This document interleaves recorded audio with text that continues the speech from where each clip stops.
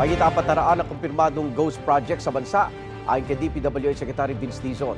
Posible pa raw yang madagdagan dahil mula pa lang yan sa 8,000 proyekto na nainspeksyonan ng gobyerno. Ang listahan ng ghost projects hawak na ng Independent Commission for Infrastructure. May unang balita si Joseph Moro.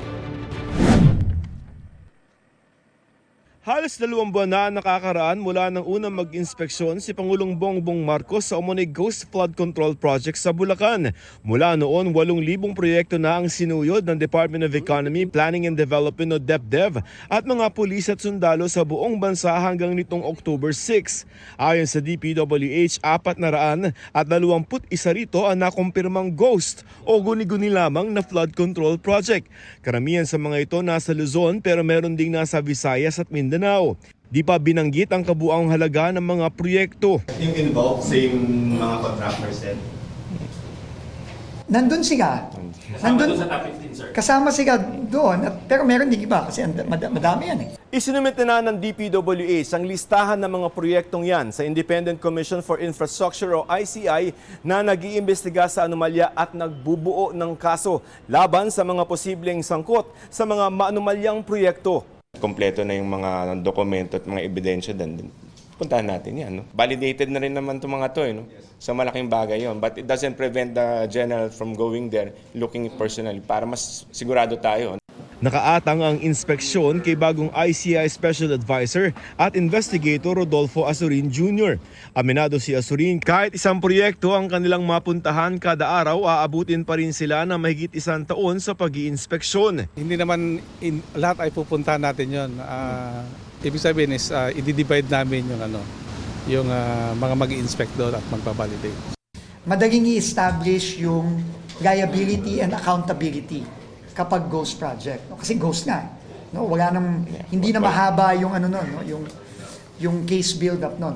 Ngayong buwan, itutuloy ng Senate Blue Ribbon Committee ang kanilang investigasyon sa katiwalian sa flood control projects. Siguro po sa October 22, 23, somewhere around there po. Nakita ko pong medyo maluwag-luwag, around 23, 24, mga 26, 27, ganun po. Kasi po ngayon, busy po yung mga ibang kasamahan ho natin sa mga budget hearing po, kanya-kanya. Iimbitahan si dating House Speaker Martin Romualdez, gayon din si dating Ako Bicol Party List Representative Saldi Co na naging chairman ng House Committee on Appropriations. The Speaker po kasi invitation lang po dahil meron po tayong interparliamentary courtesy po. So it's just an invitation. Pero si Saldi Co siguro pwede na pong imbitahan. Pag hindi po sumagot, pwede na pong padalhan po na sa PINA. May naisip ding paraan si Tulfo para mapabilis ang investigasyon. Sabi nga ng DPWH, parang 4,000 po yata or 8,000 na flood control projects throughout the country.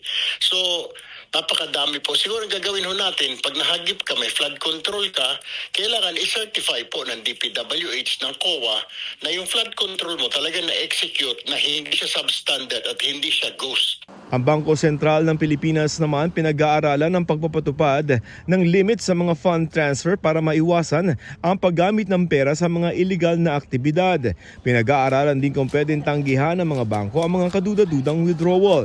Bago ito, na-question sa pagdinig ng Senado ang pagpayag ng isang sangay ng Land Bank na mag-withdraw ang isang private contractor ng halos kalahating bilyong pisong cash sa loob lamang ng 2 araw. Nauna nang sinabi ng Land Bank na sumunod sa proseso ang mga withdrawal. Inautorisa rin daw ito ng mga kaukulang ahensya ng gobyerno. Now we have a threshold on how much cash can be withdrawn. Now there will be a threshold on transfers in general. Could be cash, could be digital. Ito ang unang balita, Joseph Morong para sa GMA Integrated News. Igan, mauna ka sa mga balita, mag-subscribe na sa GMA Integrated News sa YouTube para sa iba't ibang ulat sa ating bansa.